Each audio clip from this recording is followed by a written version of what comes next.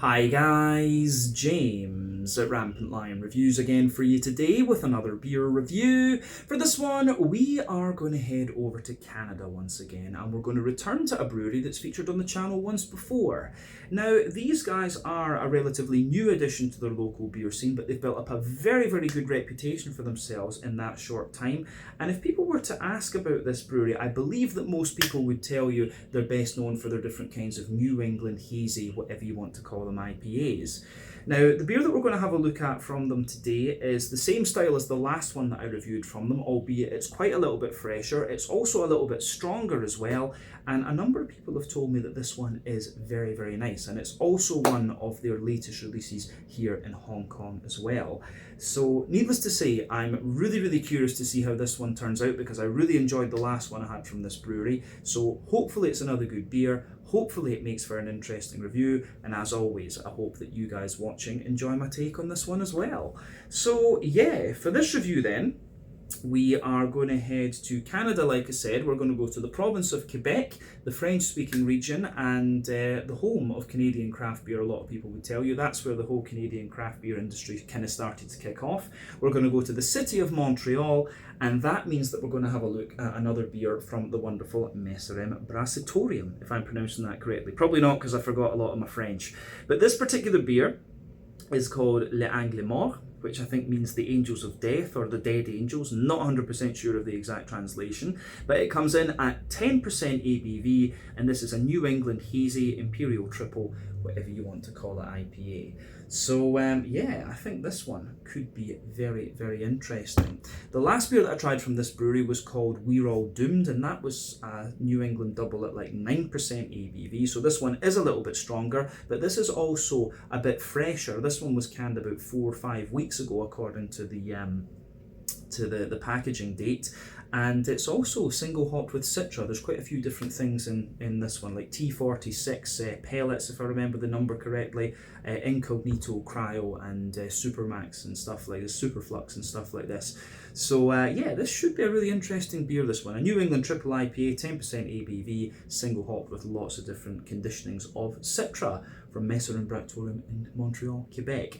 So yeah, definitely cool to return to these guys. Let's crack on then and see what this beer has in store for us. So, as always with my reviews, I'll tell you a little bit about the brewery before we taste the beer. If you want to get straight to the tasting though, just fast forward. All the usual links can be found in the video description below. That's the brewery website, the link to my other reviews that I've done from Messorem Bracitorium. This was the second time I'm reviewing one of their beers, and I'm sure there'll be more to come at some point in the future. But there's all the usual social media down there. If you want to see more reviews, do please consider subscribing to the channel. The support that you give is massively appreciated. And remember, you can go into the channel homepage and search for beer using the geography tagging system. So just go in there, use the little search bar, put in your hometown, state, county, province, whatever you like. If I've reviewed beers from the area that you search for, they will pop up. Failing that, you can check out the playlist of beers from different countries. You'll find this one in the Canadian playlist, along with a number of other things. That's been added to whenever I get the opportunity, but do make sure you check out the playlist of beers from other countries as well, because there are some very interesting things on the channel these days.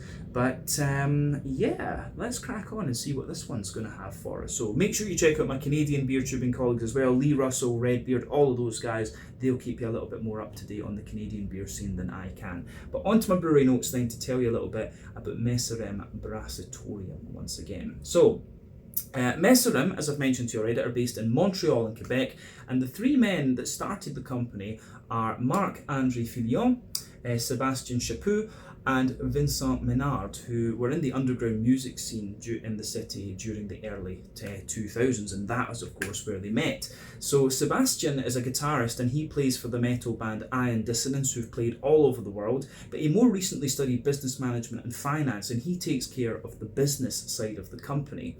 But Vincent was the drummer for another metal band called Last Felony, and he was an avid home brewer for years before he went to study brewing formally, and then he interned at Oval Brewing camping and also pick caribou before working for Les Trois Mousquetaires for 2 years as well. Probably pronounced that horribly, but he now takes care of the brewing side of Messorem Bractorium.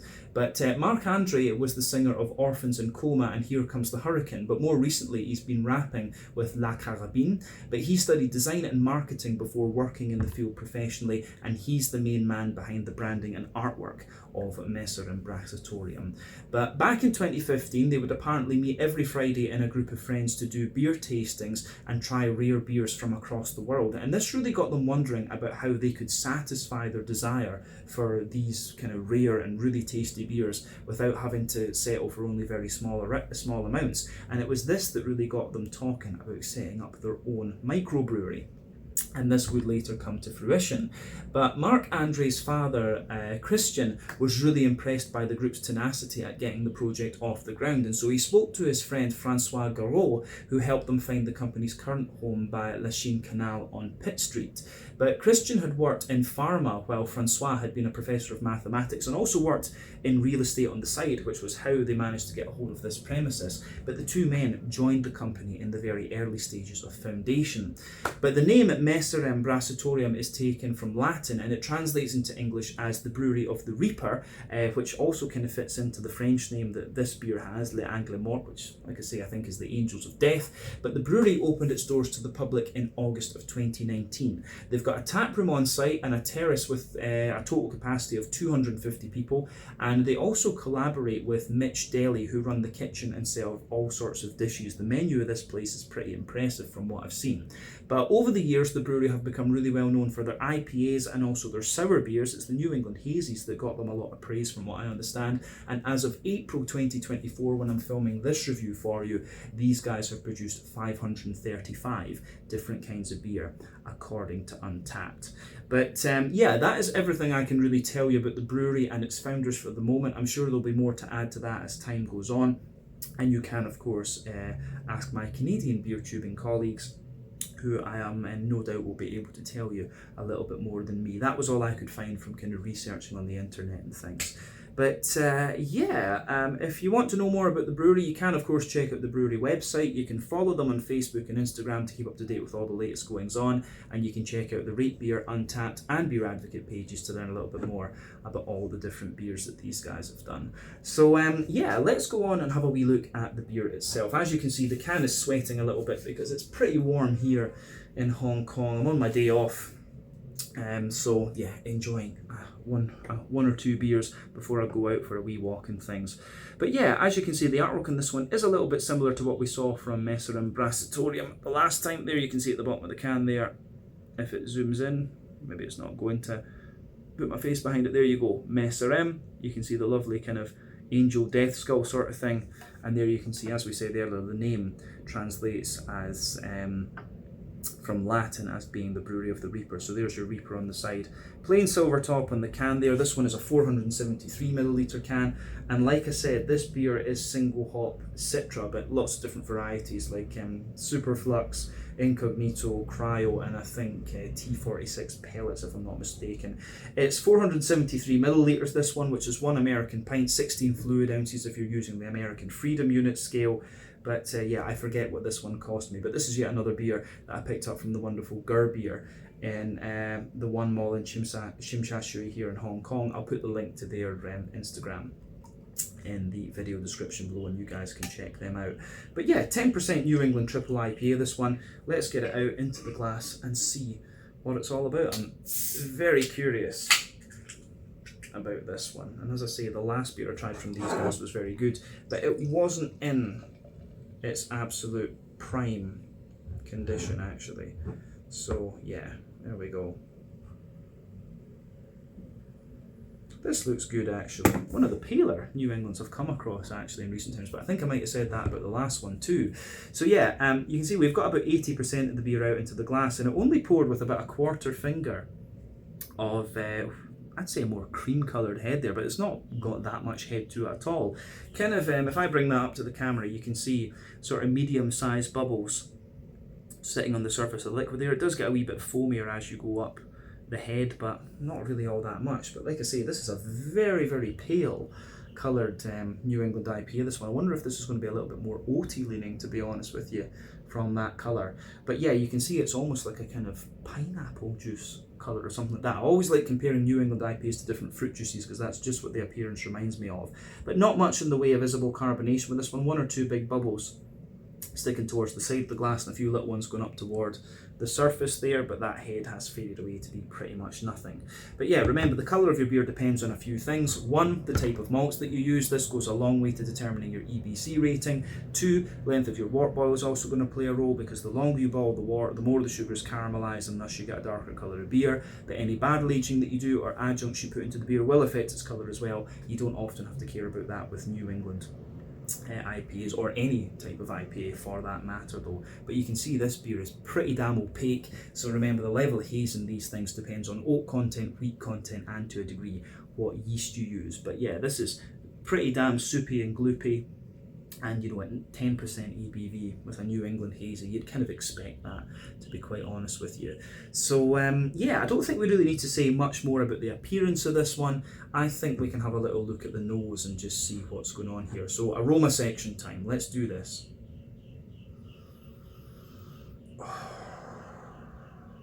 Yeah. Aroma-wise, that's just lovely. It's got pretty much everything you would expect.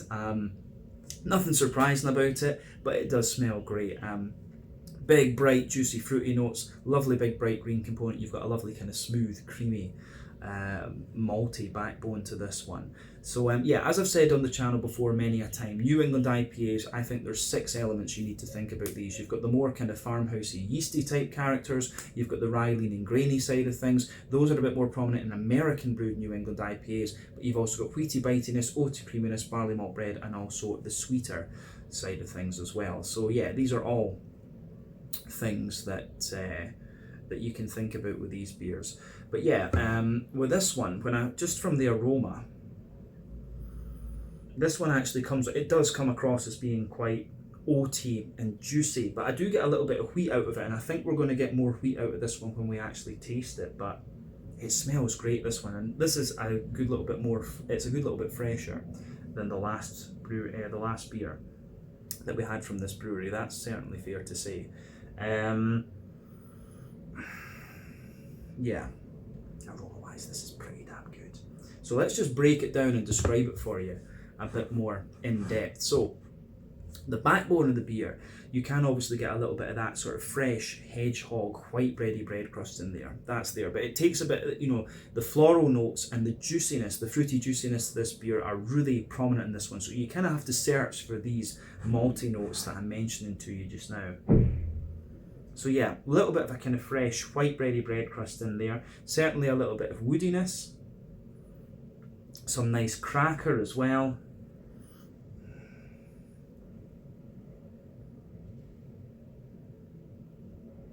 So yeah, a little bit of woodiness, a little bit of cracker, fresh kind of fluffy white bread above that, which is great.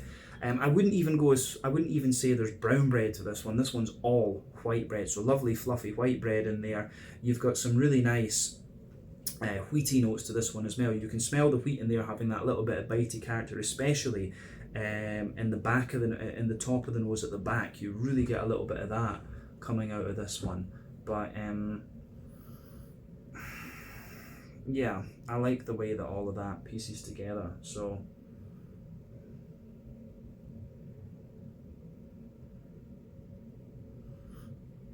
yeah, the malty side of this is really nice. I'm very curious about this. But yeah, as I say, a little bit of wheat. You can smell the wheat just kind of densifying out the bread. The bread actually comes across as really fluffy and airy in this one, but you get a bit of that wheaty bitiness in the back of the nose. There's quite a lot of oatiness in there as well, and the oats come across as really creamy. As I've mentioned before, when it comes to New England IPAs, you can use the oats as a rough measure of how fresh your beer is. Essentially, the creamier they are, the fresher the beer is, the drier they are, the older the beer is. Very rough, but from experience, it does give you a basic idea.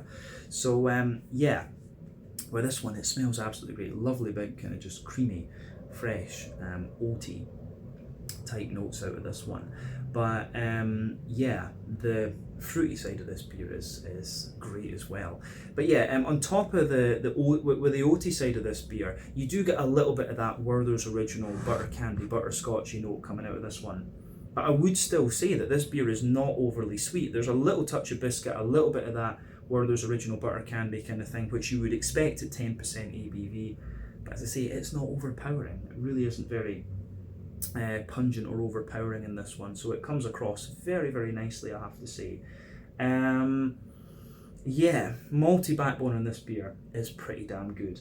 So let's go to the hoppy side of things with this one. So as I've mentioned on the channel many times before, there are 3 types of hopping that you can do for IPAs. You can do early addition hopping, which usually takes place within the first hour of the wort boil. That is responsible for the vast majority of your bitterness, and it gives you a very deep, dank green component. You've got late addition hopping, which usually takes place within the last half hour or so of your wort boil. That gives you a little bit of bitterness, but mainly flavour and aroma, and it gives you a very bright green component in terms of flavour and aroma. Then you've got dry hopping, which takes place after the wort boil is complete, and that is all about flavour and aroma. It doesn't really give you any bitterness at all, and that gives you a very bright green component. New England IPAs use late addition and dry hopping for the most part. West Coast IPAs use all 3, which is why they are deeper, danker, and more bitter. Anyway, so with this beer, it's got a very, very bright green component. We have to remember there's things like incognito in here. I think there's cryo, superflux, or whatever it's called. So yeah, the green component on this beer is very, very bright, but it's also single hop with Citra. As we know, Citra is the classic American high alpha acid hop. 40% alpha acid usually gives you a bit of a sharp peach, sometimes grapefruit, big juicy mango, apricot, pineapples. In a New England IPA, it's going to give you a little bit of lemon, lime. In a West Coast IPA, it can give you a wee bit of like guava and lychee and stuff like that. Very, very complex hop on its day. So for me, the green component on this one, it's really, there's a teeny little bit of earthiness, teeny little bit of herbal character, but that takes a backseat to the overwhelming kind of floral nature.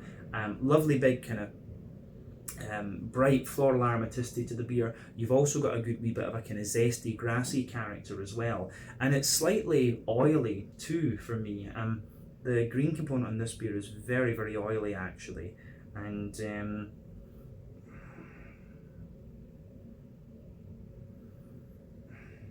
I think that's going to be from the cryo, the incognito. I don't know about the superflux in this one, but most of these conditioning of hops, if you like, they extract the oil from the hop, the useful part that's going to give you all the flavour. That's basically what it is, and it concentrates these things in the brew, and you just get more intense flavours. So yeah, the green component in this one has a lot of kind of floral intensity to it and that zesty grassiness that you want, but at the same time it comes across as being a little bit smoother and oily. You can detect that a little bit better in the flavour usually than you can in the aroma. But you can, I think the smoothness of the green component as well, despite its brightness, is pretty apparent in this one. So yeah, on the, yeah, so nice kind of floral aromaticity, bright grassiness in there. And then yeah, you have this big, oily, juicy, fruity character behind that, which is what you'd expect of the Citra. So for me, there's a lot of peach to that, bit of grapefruit underneath, so wee touch of grapefruit, big, bright peach. A little bit of passion fruit actually in this one, but very ripe, juicy mangoes. These are all things you'd expect of Citra, of course. And I'm getting like, you know, I'm certainly getting a bit of apricot, a little bit of pineapple, and some really, really nice, yeah, some very, very nice sort of lemony, limey characters coming out of this beer. It really is very, very nice, this one, and it gets a big thumbs up from me in that regard. It's kind of everything you'd expect from any sort of heavier New England single hopped Citra IPA. So as I always say, take a little bit of time to enjoy the aroma of this one before you get stuck into it. No sediment left in the bottom of the can there. I think this is going to be pretty damn good actually. Always take a bit of time to enjoy that aroma, because that's half the experience when it comes to craft beers. But yeah, this one is Le Anglais Morts, 10% New England hazy imperial triple, whatever you want to call it, IPA from the wonderful Messorem Bractorium in Montreal, Quebec, Canada. Single hop with Citra. I I think this is going to be really good. Let's get stuck in my second beer from these guys. Slàinte, skål, Santé, cheers.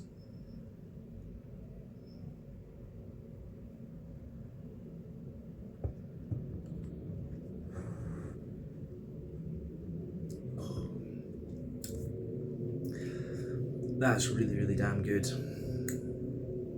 Very, very smooth, creamy, juicy IPA, this one. Kind of dangerous to drink as well. It covers its alcohol very, very well. And, you know, that's one of the kind of things that is a bit of a risk when you buy stuff here in Hong Kong, because of the fact that these beers are imported. They do import some of the pale ales and stuff like this, but the prices between the pale ales and the big boys like this are very similar. So I always pay the extra $10 or something and just get the big one, because I think, you know, you get a bit more of a punch out of it, if you like.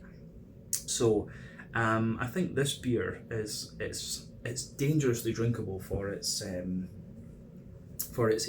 They've done an awesome job of this, and I can see why people were telling me to have a go at this. Yeah, I've always been someone who doesn't really like to drink sort of big volume. I'm more like to have one really big flavoured beer that's a sipper. And this one, in terms of the IPA, I think is very much going to be like that. In fairness, you know, I say that, and I do really enjoy my lagers and things when I go to Germany. I love my lager beers, but yeah, the way that this one goes together is just awesome. But it's dangerously drinkable for what it is. But yeah, big, smooth, creamy, oaty New England double, this one. Lovely, juicy, fruity notes, and the green component isn't anywhere near as kind of big as I thought it was going to be. The cryo, the incognito and stuff like that is really having its effect in this one and makes it very smooth. But yeah, let's just break the flavour of this beer down then and describe it more in depth for you, as we always do.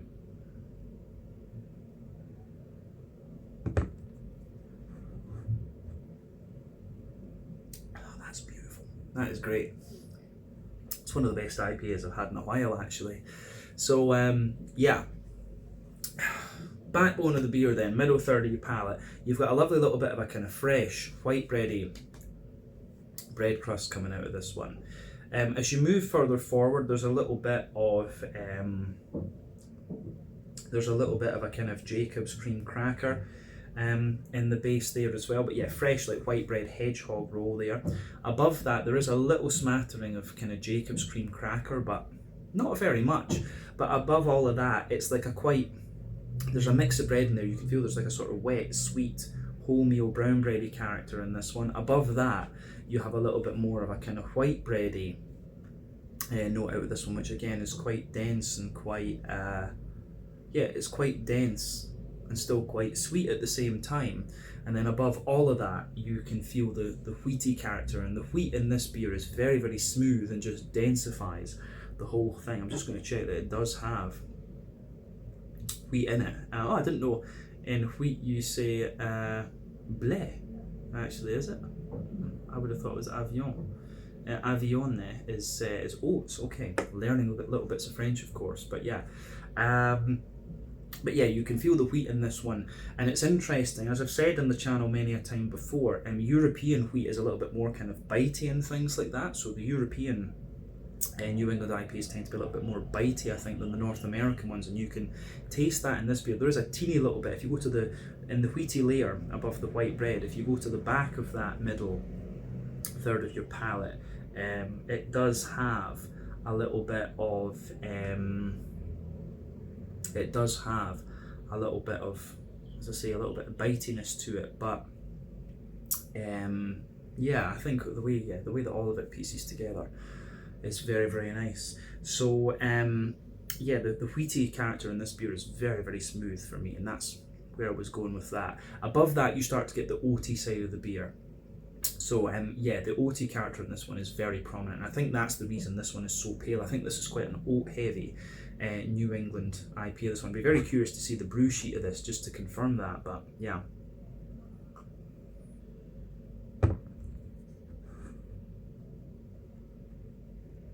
Yeah, this is great. Kind of reminds me a little bit of the original Nebuchadnezzar when I tried that for the first time from Omnipoil in Stockholm. Really, that reminds me of that. But yeah, the oaty character in this beer is lovely. If you go down the middle line of your tongue, you get the really dense, kind of creamy oaty characters, and as you move out toward the edges of your palate, you can feel the oats are still very, very creamy, but you do start to get a little touch of the dryness out of them, and you can feel that little circle in the middle of your palate where it's a wee bit more. You've got that Werther's Original butter candy, butter Scottish sort of thing with this one, and it gets a little bit more kind of biscuity toward the edge of your toward the edges of that middle third of your palate too. But yeah, the Werther's Original butter candy, butter Scotch in this one is the alcohol, definitely. But yeah, I think that covers the middle third of your palate. This one, very, very smooth, very, very creamy beer. So remember, with your palate, sweeter flavours come out further forward, more dry and bitter flavours come out further back, but the back third of your palate is going to have very similar flavours to the middle third, just at different intensities. But let's take a little look at the back third of your palate for the moment. So the border region between middle and back third of your palate in this beer, you can feel there's a little touch of brown bread in the base, white bread in the middle, then you get more of the kind of wheaty bitey notes on top, but the base of that back third of your palate in this beer is more, the base of the back third of your palate in this beer is more, fresh white bready bread crust. On top of that, you have the Jacob's cream cracker. Then, and those two layers, I should point out, are that little bit dry, but then you've got the brown bread, which feels a little bit lighter and more airy. You've got the white bread above that, which feels like quite tall and very light and airy actually. Then the wheaty character just sits on top of that, and that's a wee bit more kind of wheaty and bitey, if you like, so you can really feel that in this one, which I think is very, very nice.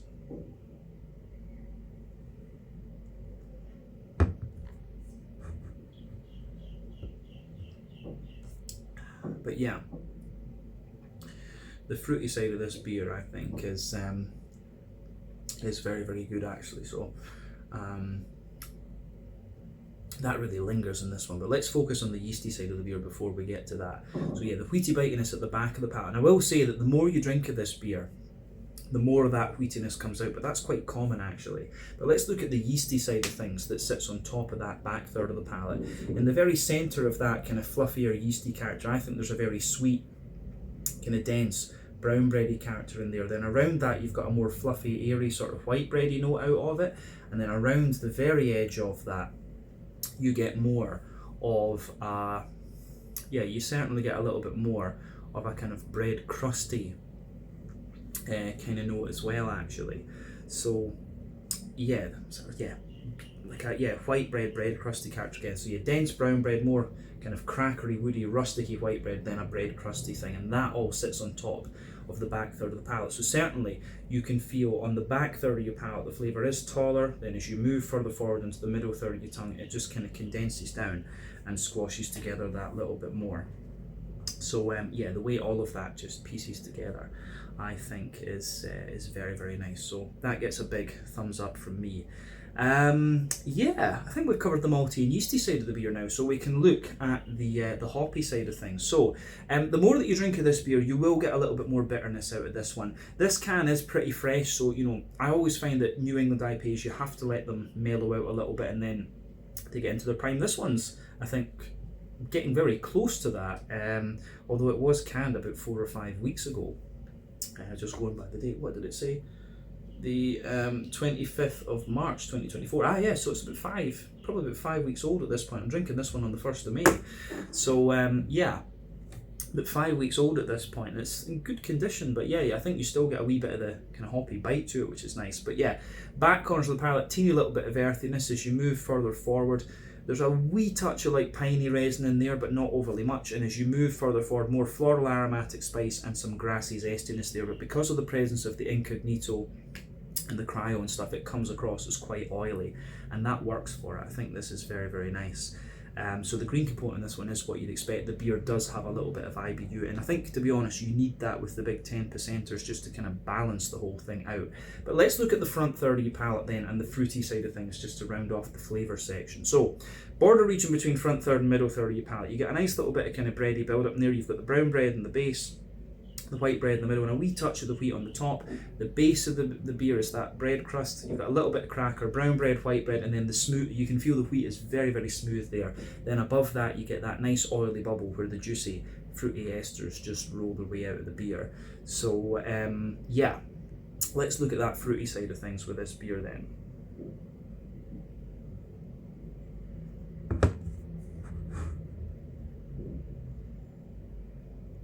Yeah, lovely. It really is very, very nice, and it's pretty much all things that you would expect of Citra, to be quite honest with you. So yeah, at the very back of that oily bubble, if you like, there's a wee bit of a really strong pungent grapefruit in there. Big sort of juicy peachy notes out of this one. Then as you move further forward, you start to get the big juicy mangoes in the middle of that front third of your palate. There's sort of apricot in the base, and then a kind of juicy pineapple on top of that, and then yeah, you start to get more of the kind of lemony limey notes as you move further forward and reach that front tip of your tongue. So yeah, it does give you a bit more of a citrusy flavour into the aftertaste, and a wee bit of the grapefruit starts to come out again. But all in all, beautiful New England triple, this one. I certainly wouldn't hesitate to drink this again, but yeah, this is one of the best New Englands I've had in a wee while actually. I love the kind of big juicy creamy ones like this, and this is great. So well done to Messorem Bractorium for this. This is awesome.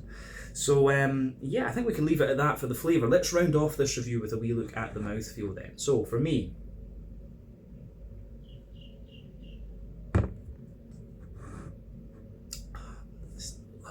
lovely.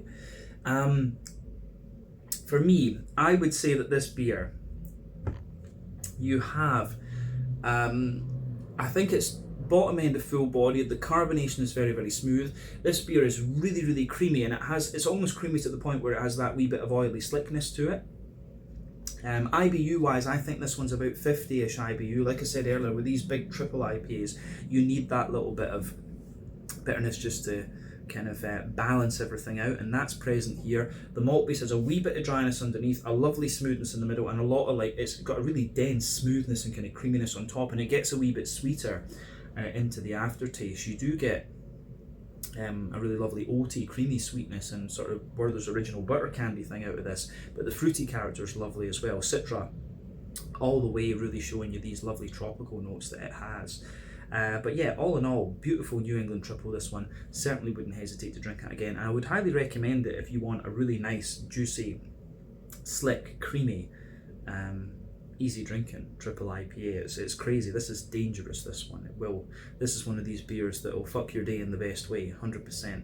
But yeah, let's leave it at that for this one. This was Le Anglais Mort, a 10% New England triple IPA from the wonderful Messorem Bractorium in Montreal, Quebec, Canada. So once again, thank you for watching beer reviews. Until the next time, please like, subscribe, share, all the usual YouTube stuff.